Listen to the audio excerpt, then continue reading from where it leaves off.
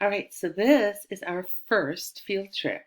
We're going to be doing this field trip all week long, and there's a lot of different projects that you can work on. We're taking a trip to the San Diego Zoo, and we're going to take a bus ride there. And I'm going to read this to you. Your parents might read this to you, but or maybe you'll read it yourself. But I'm going to read it right now, just in case you're sitting there by yourself and you forget your directions or you're not sure what you're supposed to do. As we begin our adventure to the San Diego Zoo, there are going to be a lot of choices that you can make. You can do as much or as little as works for you. That means that there's enough things here for you to have an adventure and do one of these projects every single day.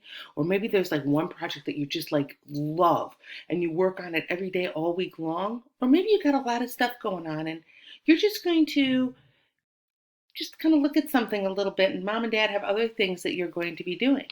Okay, so you have to come up with a plan with your parents. Okay, I need everyone to do the next slide. Then all the slides after that are choices that you get to make. So this is an adventure. So the most important thing is that we have fun, and we're going to look at what everybody's accomplished at our Zoom meeting on Monday. So right here, this is a live camera at the zoo. This is how you get to it. But if you click on this, you can see a live camera with the butterflies, the apes, the koalas, the condors, elephants, polar bears, tigers, panda bears, baboons, penguins, or giraffes. So you can get to it by going to this and then clicking on one of these. Or if you're like, no, I really just want to see the tigers, you can click on it right here. I'm going to save the fun of that for you. One thing I know about zoos is animals like to come out in the morning a lot. Um, so if you're watching animals, that might be a good time. Usually around dinner time, they come out too. There's still people working at the zoos. They're making sure that the animals are taken care of and fed. And I noticed that because there aren't visitors at the zoos, the animals actually are moving around an awful lot. I've been looking at them the last couple weeks. So here's one of the choices. You get to go to World Book Online. So I'm sorry, I should have talked to you about this first. So what you're going to do is you'll click on an animal. You're going to observe what's happening with that animal, and I want you to make some notes about what you notice, what you see about their surroundings, about what they're doing, what's happening with them. If your animal isn't out when you click on it and it's an animal that you're really interested in, you're going to have to keep checking throughout the day. Leave it on in the background. Do what you need to do to see that animal, okay? Because you have to make observations. A lot of the animals, when you're on the webcam on your computer, if you look down below the camera, you can see different links that you can click on to learn more about the animals, okay? And you're going to make lots of notes about what you notice and what you learn. So that's the thing I want everybody to do over the course of the week. Some of the choices that you can have to do extra fun things is if you love learning about this animal, go to the World Book. It's found on our York Suburban for student resource page. I have the username and password there. Username's York Suburban, password is Trojans, and then you click on the balloon, which is going to give you the kids version, which a lot of us have already done in class. You're going to make notes, more notes about what you learned. You're going to become a researcher of those animals. You can even write a report if you want to. Teach us, make a book for us about that animal. Teach us all about it. Here's another choice. Oh, here you go. Write a report about your animal. Teach us everything you know.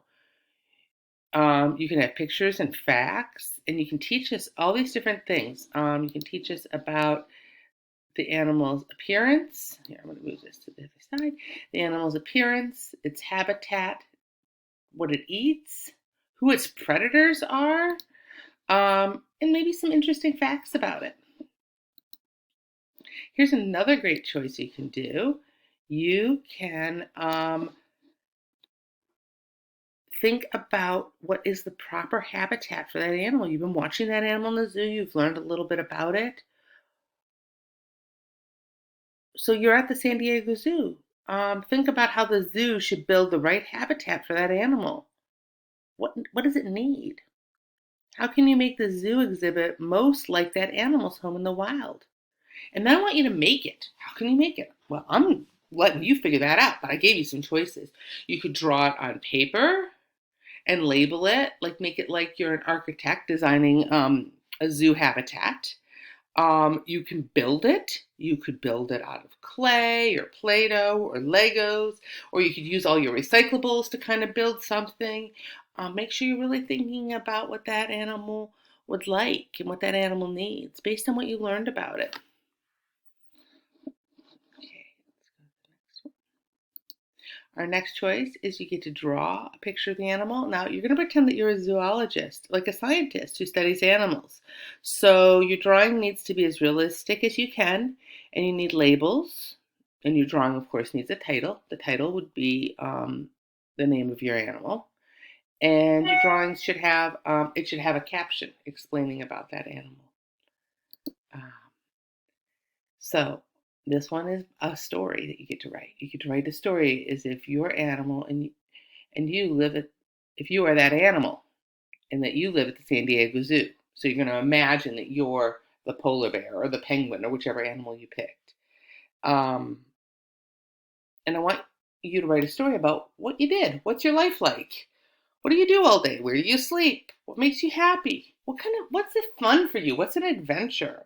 I have a whole list of things to help you write your story. You don't have to pick from these things, or you can pick some of them and not others. But I want you to pretend that you're that animal. Write a story. Um, this one is an opinion piece. So somebody who would write about this would be someone who has really been thinking about this, or you're thinking about this now. Should there be zoos? Why or why not? And I want you to try to convince the reader, the person you're writing the story for, why we should or why we should not have zoos. And I want you to think about how you can prove that you are right. And a really strong argument usually has three things in it to prove that you are right. Okay, so you want to have 1, 2, 3 separate ideas. You can draw pictures with this, of course, if you'd like to prove your point. What is the natural habitat of your animal? Where does it live? This is another choice. Create an environment as close to your animal's natural environment as you can. The choice is yours on how you want to do this. Maybe you want to use a shoebox or some other box you have at home and build something called a diorama. That's inside the box, contains all the things that you need to make that animal's home. And you would maybe make out of Play-Doh or clay or something, a tiny version of that animal, or find a little one that you have at home or something that works to represent the animal in its home. If you don't have a shoebox that you can do that with, or the supplies, you can make it on paper. You can even make that habitat maybe three-dimensional. Maybe you have like some like grass or something coming out of the paper. Or maybe with your parents' permission, you could make a small space in your home to match that environment, or in your yard. You can use construction paper, or what other kinds of supplies you have. I'm leaving that up to you and your family for what kind of supplies you are allowed to use and can use. Here's another choice. Build a model of your animal. Use supplies that you have at home, maybe Play-Doh or Legos or paper, or again, like paper towels, holder, rolls, anything that you might have that are those supplies that would work. And then this last choice, this one is all yours. Come up with something to create that has to do with your animal that I didn't suggest. Have fun and be creative. You can do this one as many times as you want. So if you're like, I know exactly what I want to do that has to do with my animal, do it. Absolutely. And have fun. And that's the most important part. And this is called project-based learning that we're doing with this field trip. And every week we're going to have a new project, a new adventure that we're going on. Of course, our first one is our field trip, but next week there'll be something new. So have fun, guys. I'm excited about it. I hope you are too.